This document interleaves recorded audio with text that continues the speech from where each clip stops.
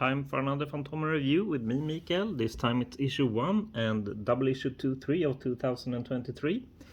Let's start off with issue number 1. It has a cover in a painted style made by Rafael Ruiz. I'm really bad at pronouncing names. Let's hope I was remotely close. And inside we have some information about the Crocco creatures and then about what to expect in 2023. Just as last year, there will be a new Fantomen story in each issue. We got some information about the side comics in the last issue of the last year, and Team Fantomen celebrates 60 years this year. We will get another softcover book, Christmas album, and the reprinted hardcover yearbooks. Some uncertainties if it's going to be a new big book, such as the Heart of Darkness book we got last year. So good to hear that Fantomen will continue with what in my mind is a good strategy, but there's not any real big news there. The main story, the Crocco-migration, or Crocco Island West, as is what's called in original. It's written by DePaul, and he revisits the Crocco creatures. This time it's Paul Ryan that does the art. The story, it's weird that it has not been published earlier in Sweden, since we have read many issues with the Slavhandlarna, and also like the Crocco creatures originates from a Team Fantomen story.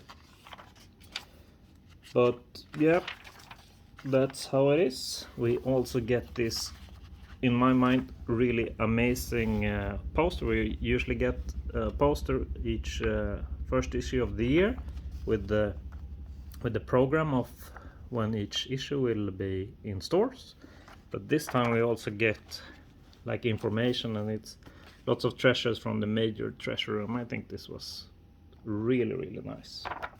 And after that we get a reprint. It's the Slavers Team Fantomen story. Maybe it's because it maybe it got a peak in interest after the Robert Armand's book. Yeah, it's one of those 70s stories with Janne Lundström's script. Then we have some Phantom fact, and it's a very interesting article written by Andreas about Özcan Eralp. Also, he was also sending scripts to Turkey, and some of them was the same as we had in Sweden, and some others was different, and we haven't had them in Sweden, so that's very interesting indeed. And he also ends with saying that we will be able to read one of these in Fantomen later this year. That is super exciting to me. Moving on to issue number 2. Cover artists Salveluto and Eugenio Maltosi. Again, with the pronouncing is hard. And this main story of the issue is the first part of the 6 parts that Pidde has done for Fru together with Percy Ochoa. The Phantom Goes to Hell, it was called in Fru. Here it's more like, yeah, it says that it's part 1 of 6. I enjoy Pidde's humor in his Phantom stories, and the story is also good, except it's not only the humor, so that's great. And I'm looking forward to reading the other parts during the year. After this main story we get side comic, the Libertalia. It's the full second album, and I was a bit confused when I was reading the part 1, and this one it's also, there's so many characters, and I'm not sure, but I mean it looks good, and the story is holding on, and that's fine. And it's gonna be cool to read the third part. It's good that it's not one of those that goes on forever, but I mean I like the idea of this pirate haven, and I enjoyed this part better than the first. Maybe it's because the whole album is in one go here. After that, what do we have more?